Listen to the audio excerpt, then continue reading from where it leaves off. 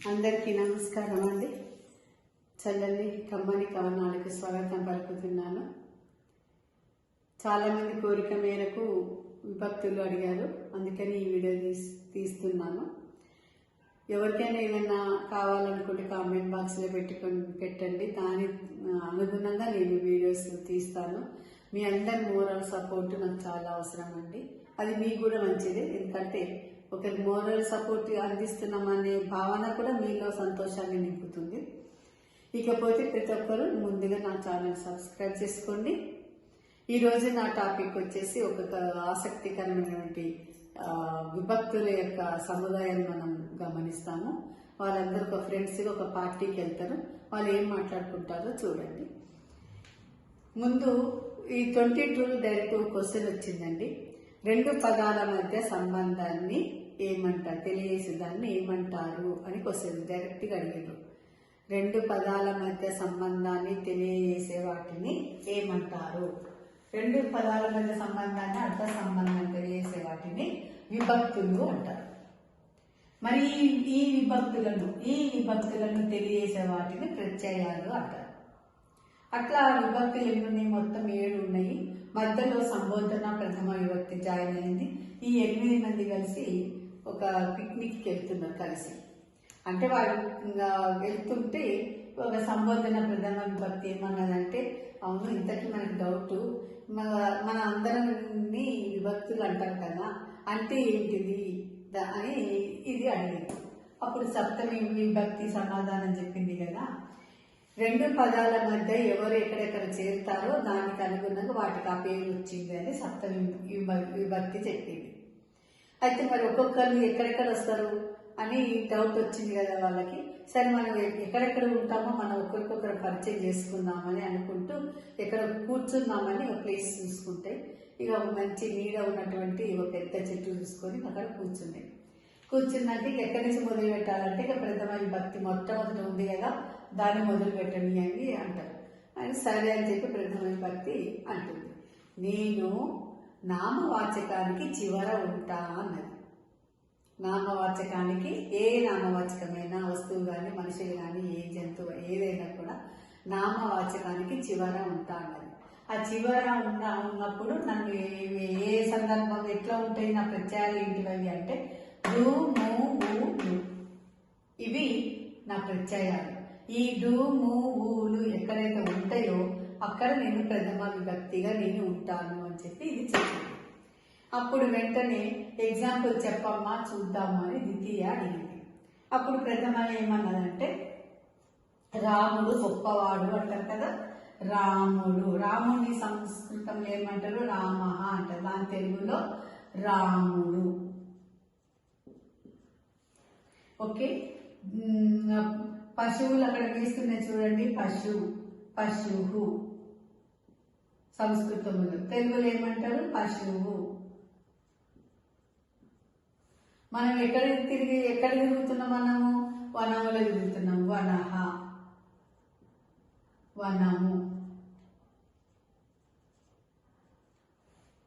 ఇంకా తర్వాత ఇప్పుడు మీకు ఇవి వచ్చేసినాయి. ఇంకా లు అన్నారు. లు అన్నప్పుడు నేను ఎక్కడ ఉంటానంటే ఎక్కువగా నేను ఏకవచనంలో రాను, బహువచనంలో వస్తాను. ఇవి ఇప్పుడు డు, ము, వు వీటి పక్కన డూకి మధ్యలో పేరు వస్తుంది. ఈ వీటి పక్కన నేను లు చేర్చినప్పుడు నేను మళ్ళీ అక్కడ వస్తాను. ఏకవచనంలో ఉంటాను, బహువచనంలో ఉంటాను. పశువు అంటే ఒక్కటే వస్తుంది. లు అన్నప్పుడు ఏమవుతుంది? పశువులు బహువచనమైంది. వనము అనేది ఒకటే ఉంటుంది. చాలా ఉన్నప్పుడు ఏమంటారు? వనములు అంటారు. ఇంకా రాముడు అంటే ఇక రాముడు అని అనలేము కదా. నామవాచకం ఒక్కరే పర్సన్. గొప్ప వ్యక్తి ఎవరు? రాముడు చాలా గొప్పవాడు. అంతకు మించిన గొప్ప వ్యక్తులుగా లేరు. రాముడే. అట్లా ఈ డు, వు, లు. తర్వాత ము కూడా ఇక్కడ వచ్చింది. వనము. డు, ము, వు, లు. ఈ 4 అక్షరాలు ఎక్కడైతే ఉంటాయో నేను అక్కడ ఉంటా. నాది ప్రథమ విభక్తి అని చెప్పింది. ఇంకా తర్వాత ఏకవచనం గురించి ఇక్కడ చెప్తుంది మన విభక్తి. నేను ఎక్కడ ఉంటున్నాను అంటే ఏకవచనంలో కూడా ఉన్నాను. నావన్నీ కూడా ఎక్కువ డు, ము, వు ఇవన్నీ ఏకవచనంలోనే ఉన్నాయి. ఎక్కువ. తర్వాత ఇక సప్తమిలో ఉన్నటువంటి నా కూడా నేను ఏకవచనంలో ఉంటాను. నేను ఉండను అక్కడ, కానీ ఏకవచనం ఉంటుంది. సప్తమిలో ఇది నా అనేది ఏకవచనంలో ఉంటాయి. ఈ ఏకవచనంలో ఉన్న అక్షరాలు చెప్పండి ఇప్పుడు. డు, ము, వు, నా. ఈ 4 అక్షరాలు ఏకవచనంలో ఉంటాయి.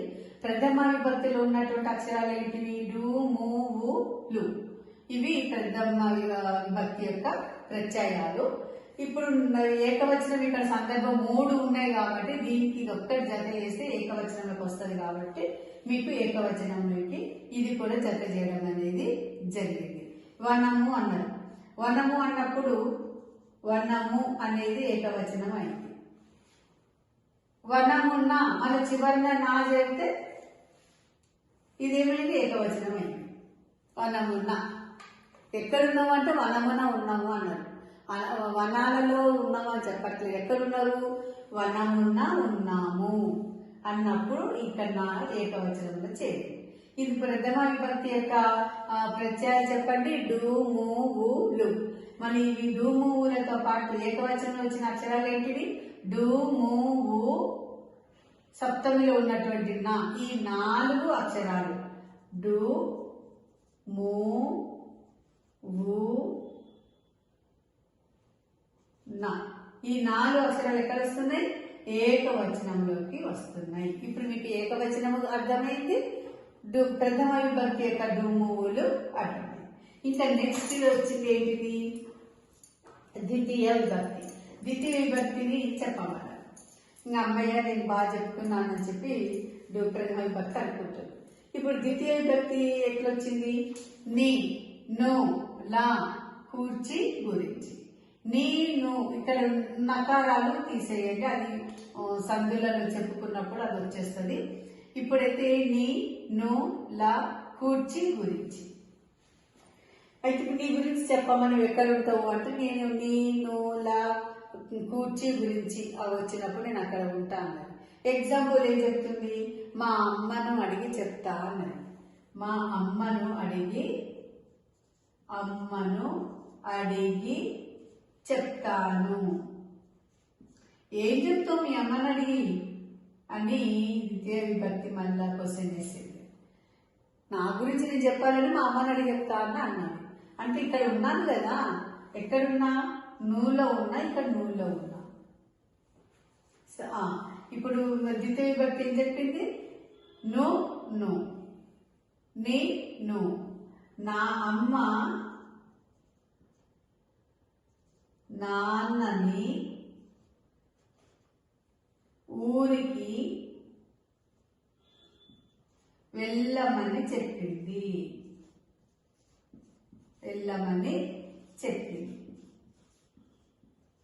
ఇక్కడ నీ ఉందిగా, నాన్నని వెళ్ళమని.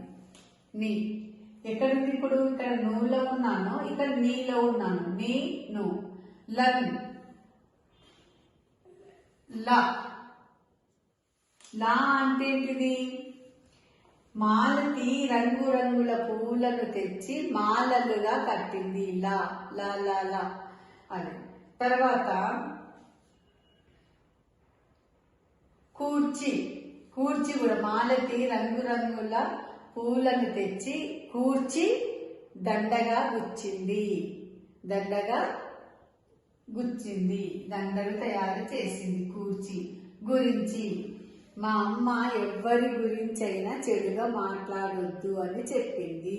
మనము మంచిగా ఉండాలనుకుంటే మనం ఎవ్వరి గురించి కూడా చెడుగా మాట్లాడొద్దు. ఏదైనా ఎవరి గురించైనా మాట్లాడిసి వస్తే నీకు తెలిసింది మాట్లాడు, తెలియదు మాట్లాడకు. ఎవరి గురించైనా చెప్పాల్సి వస్తే వాళ్ళలో మంచినే చెప్పు, చెడుని చెప్పకు. ఇలా గురించి అనేది వీటిల్లో ద్వితీయ విభక్తి ఉన్నది. ఇంకా నెక్స్ట్ మూడవది ఏంటిది? తృతీయ విభక్తి. తృతీయ విభక్తి ఎక్కడ ఉంది? చేతన్, చేన్, తోడన్, తోన్. చేత, చే, తోడ, తో. ఈ తృతీయ విభక్తి ఏమని చెప్తుంది? నా చేత మా అమ్మ పనులు చేయించదు. వాళ్ళమ్మ ఏం చేస్తుందంటే తృతీయ విభక్తి చెప్తుంది. నా చేత మా అమ్మ పనులు చేయించదు. ఇంకా చేత అనేది నీ కాకుండా ఇంకొకరు చెప్పమ్మా అని చెప్పి చతుర్థి అన్నది. అప్పుడు అన్నది రావణాసురుడు రాముడి చేత చంపబడ్డాడు. రామాయణంలో ఉంది కదా, రావణాసురుడు ఎవరి చేత చంపబడ్డాడు? రాముడి చేత చంపబడ్డాడు. చే నాచే మా అమ్మ పాటలు పాడిస్తుంది.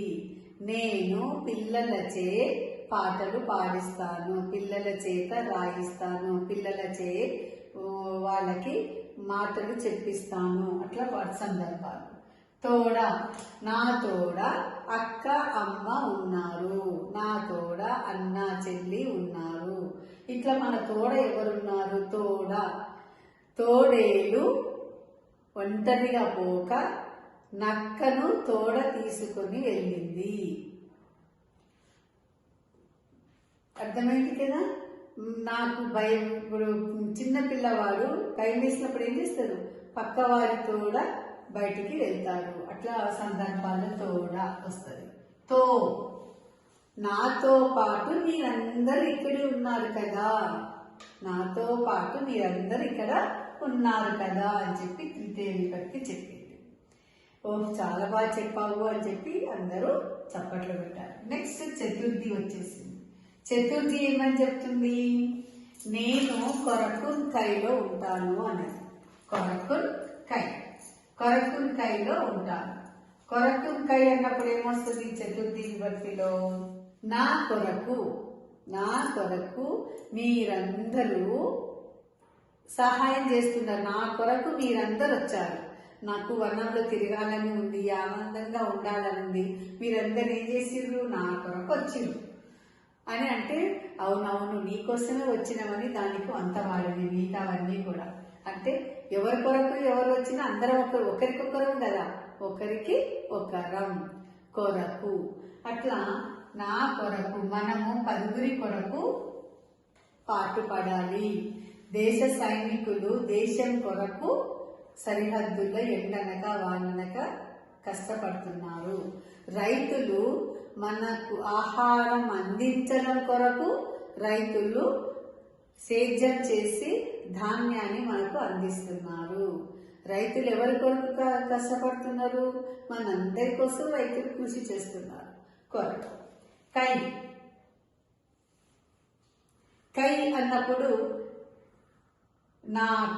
నాకై నేను ఏ పని చెయ్యను. ఇంట్లో వంట చేయాల్సి వస్తే లేడీస్ ఏం చేస్తారు? మరి ఇప్పుడు ఇంట్లో ఉన్న హస్బెండ్ ఊరికి వెళ్ళి అనుకోండి, మన కోసం మనం చేసుకోలేము. కోసం కూడా వస్తుంది. కొరకు, కోసం, కై అని కూడా వస్తుంది. నా కొరకై నాకు పని చేయడం ఇష్టం ఉండదు, వంట చేయడం ఇష్టం ఉండదు. కేవలం నాకై, నా కోసం నేను పని చేయలేను. ఎవరికి ఇంటికి ఉన్న సడన్గా వచ్చారనుకోండి, ఎక్కడో హుషారు వస్తుంది, వంట చేసేస్తాం. ఒక్కరిగా ఉన్నాం అనుకోండి, ఏం తింటాం లేదు, మా ఫుడ్ పని అనిపిస్తుంది. అట్లా ఈ సందర్భాన్ని మనం వాడుతుంటాం. పులి ఆహారానికై జంతువులు ఒక్కొక్కటిగా రావడానికి నిర్ణయించుకున్నాయి. అట్లా కై. ఇంకా నెక్స్ట్ చతుర్థి అయిపోయింది, పంచమి వచ్చింది. పంచమి ఏమంటుంది? వలన కంటెన్ పట్టి. వలన కంటెన్ పట్టి. నా వలన ఎవ్వరికి హాని జరగొద్దు అని అనుకుంటాను. పంచమి అంటుంది. వలన వాక్యం మధ్యలో ఎక్కడైనా సందర్భం వస్తే, ఇప్పుడు అడవుల వలన వర్షాలు కురుస్తాయి. అందుకు మనం ఏం చెయ్యాలి? వర్షాలు కురవాలంటే చెట్లను పెంచాలి. చెట్లను పెంచడం వలన మనకు ఆక్సిజన్ అందుతుంది. నదుల వలన మనకు చాలా ఉపయోగాలు ఉన్నాయి. వలన. తర్వాత కంటే, సోము కంటే రాము మంచివాడు. ఒకరి గురించి ఒకరికంటే ఇంకొకరు ఎక్కువ అని చెప్పడానికి, వాళ్ళకంటే తక్కువ అని చెప్పడానికి కంటే వాడతాం. నెక్స్ట్ పట్టి. పట్టిందల్లా బంగారం. అశోక చక్రవర్తి ఏది పట్టినా బంగారం అయ్యేది. అట్లా కొంతమంది పట్టిందల్లా బంగారం అనే సామెతలలో కూడా పట్టి వస్తుంది. ఇక షష్ఠి వచ్చింది, షష్ఠి వంత వచ్చింది. షష్ఠి ఏం చెప్తుంది? కిన్ కున్ యొక్క లోపలన్. కి కు యొక్క లో లోపల ఉంటాను అని షష్ఠి చెప్పింది. దానికి ఎగ్జాంపుల్ చెప్పమ్మా అని చెప్పింది. అయితే ఏమని చెప్తుంది అది? తరగతి గదిలో షష్ఠి చెప్తుంది. తరగతి గదిలో, లో అంటే లో, తరగతి గదిలో పిల్లలకు మంచి మంచి పాఠాలు నేర్పాను. ఏమంటుంది షష్ఠి? తరగతి గదిలో పిల్లలకు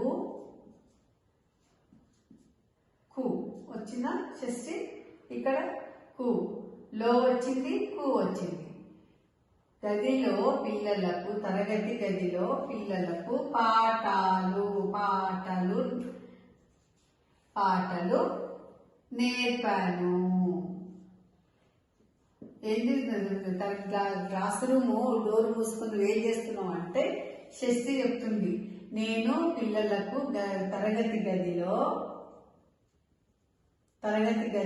పిల్లలకు పాటలు నేర్పాను. ఏం నేర్పినావు? పాటలు. ఇప్పుడేం పాటలు నేర్పినావు అంటే రేపు ఆగస్ట్ 15th కదా, ఆ పాటలు నేర్పాను అని చెప్పి షష్ఠి చెప్పింది. ఇంకా నేను లోపలనే బడి గంట కొట్టాక పిల్లలు పోయినా నేను లోపలనే కూర్చున్నాను, లోపల. ఇది షష్ఠి చెప్పింది. ఇంకా నెక్స్ట్ సప్తమి. నన్ను నేను అంతటా ఉంటాను, అందరిలో ఉంటాను అని చెప్పి సప్తమి అన్నది. సప్తమి ఏమన్నది? నేను అందరిలో ఉంటాను అన్నది. శబరికి రాముని యందు భక్తి ఎక్కువ. సప్తమి చెప్తుంది. ఏమని చెప్తుంది? శబరికి రాముని యందు భక్తి ఎక్కువ. నాకు పిల్లలకి పాఠాలు చెప్పేందు నాకు శ్రద్ధ, ఇష్టం ఎక్కువ. పిల్లలకు పాఠాలు చెప్పేందు నాకు చాలా ఇష్టం. అట్లా అందున పాఠాలు చెప్పటంలో నాకు శ్రద్ధ, దాని యందు నాకు శ్రద్ధ ఎక్కువ. ఇది సప్తమి చెప్పింది. ఇంకా సంబోధనలు సంబోధనలు, నువ్వెక్కడ వస్తావు అని. అప్పుడు ఇది ఏమన్నదంటే, మంచి వాళ్ళని ఒక రకంగా పిలుస్తా, చెడు వాళ్ళని ఇంకొక రకంగా పిలుస్తా, నేను నామవాచకానికి ముందే వస్తా అన్నది. నామవాచకానికి ఇప్పుడు చివరి ఫస్ట్ ఉన్నది ఏంటిది? నామవాచకానికి చివరన ఉన్నది ప్రథమ విభక్తి. నామవాచకానికి ముందే ఉన్నది ఏంటిది? సంబోధన. చివరిది సంబోధన ప్రథమ విభక్తి అంటారు. ఓ సీత, దూరం పిలిచినప్పుడు సీతని పిలవాలి. ఓ సీత అంటాం. రామ, ఓ రామ, ఓయ్ రామ, ఓయ్ కృష్ణ, ఓయ్ సోము, అట్లా పిలుచుకుంటా పోతాం. ఓయి అట్లా. ఆడవాళ్ళైతే ఓయి అంటాం, ఓ సీత అంటాం. మగవాళ్ళైతే ఓయి అంటాం. కానీ నామవాచకానికి ముందే సంబోధిస్తాను, పిలుస్తాను అని. నామవాచకానికి ముందు నేను ఉండి ఆ పేరుతో వాళ్ళని పిలుస్తా అంటుంది సంబోధన. ఇంకా మూర్ఖులకు, చిన్న వాళ్ళకు, ఇంకా ఫ్రెండ్షిప్ ఎక్కువ ఉన్న వాళ్ళను ఓరి సోము, ఓరి వివేక్ అని ఇట్లా పిలుస్తాము. ఓసి సీత, ఓసి గీత, ఓసి అని ఇట్లా లేడీస్కి ఓసి అని చేరుస్తాము. అంటే నామవాచకానికి ముందు ఇవి వస్తాయి. ఓ సీత, ఓ రామ, ఓయ్ రామ, తర్వాత ఓరి కృష్ణ. అంటే ఎవరిని కృష్ణ? దేవుడు అయితే ఓరి అని పిలవలేదు, ఓ దేవుడా అంటాం. ఓ కృష్ణ అంటాం. తర్వాత ఓసి అనేది లేడీస్కి దూరంగా ఉన్నప్పుడు ఓసే అని చెప్పి. మన తెలుగు టీచర్ ఏం చెప్పారంటే ఎట్లా గుర్తుపట్టుకోవాలి, విభక్తులను ఎలా గుర్తుపట్టుకోవాలి అని చెప్పాలంటే టీచర్ ఏం చెప్పారు? డు, నీ, ఫస్ట్ లెటర్స్ డు, నీ, చే, కో, వా, కి, ఆ, ఓ. डू नीचे कोवा की आओ, डू नीचे कोवा की आओ. डू 1 2 3 4 5 6 7 వచ్చేసినాయి కదా. 8 వచ్చేసినాయి. ఏమన్నారు? డూ నీచే కోవాకి ఆవు. డూ నీచే కోవాకి ఆవు అనేది బాగా ప్రాక్టీస్ చేయించింది మాతోని. డూ అనగానే ఏం గుర్తుకొస్తుంది? డూ మూవులు గుర్తుకొస్తుంది. నీ అనేది నిన్ను కూర్చి గురించి అని వస్తుంది. చే అనగానే చేతం చే తోడంతో. కో అనగానే కొరకు కై. వా అనగానే వలనని పట్టి. వలన కంటెన్ పట్టి. కి కిన్ కున్ యొక్క లోన్ లోపలను. అ అందున్నన్. ఓ ఓ ఓరి ఓసి ఓయి. ఇది ఒకటంటే ప్రథమ, ద్వితీయ, తృతీయ, చతుర్థి, పంచమి, షష్ఠి, సప్తమి. తర్వాత దీనికి ఏమని పెట్టుకున్నాం మనం? ఇదేంటిది? సంబోధన ప్రథమ విభక్తి. అష్టమి అన్నాం కదా, ఇది సంబోధన ప్రథమ విభక్తి. ఇది ఓ. ఇది డూ నీచే కోవాకి ఆవు. అందరు ప్రాక్టీస్ చేయండి. డూ నీచే కోవాకి ఆవు. డూ మూవులో ప్రథమ విభక్తి, నిన్ను కూర్చి గురించి ద్వితీయ విభక్తి, చేతన్ చే తోడంతో తృతీయ విభక్తి, కొరకున్ కై చతుర్థి విభక్తి, వలన కంటెన్ పట్టి ఏంటిది? పంచమి విభక్తి, కిన్ కున్ యొక్క లోన్ లోపలన్ షష్ఠి విభక్తి, అందున్నన్ సప్తమి విభక్తి, ఓ ఓయి ఓరి ఓసి సంబోధన ప్రథమ విభక్తి. ఇలా మాకు టీచర్ నేర్పించడం అనేది జరిగింది. మీరందరినీ ఇట్లా ఇది చేస్తే ఈ డూములు అనేది వస్తుంది. వాక్యంలో ఈ అక్షరాలు ఈ ప్రత్యయాలు ఎక్కడ ఉంటుందో మీరు దీని వల్ల గుర్తుపెట్టుకుంటే వచ్చేస్తారు. మీరు క్వశ్చన్ పేపర్ ఇచ్చినాక పక్కన డూ నీచే కోవాకి అవి రాసి పెట్టుకోండి. ఇక మీ క్వశ్చన్ చదువుకుంటూ పోండి. ఎక్కడైనా వచ్చింది అనుకోండి, టక్కున అక్కడ చూసి మీరు ఆన్సర్ చేయడానికి ఫాస్ట్గా చేయడానికి అవకాశం ఉంటుంది.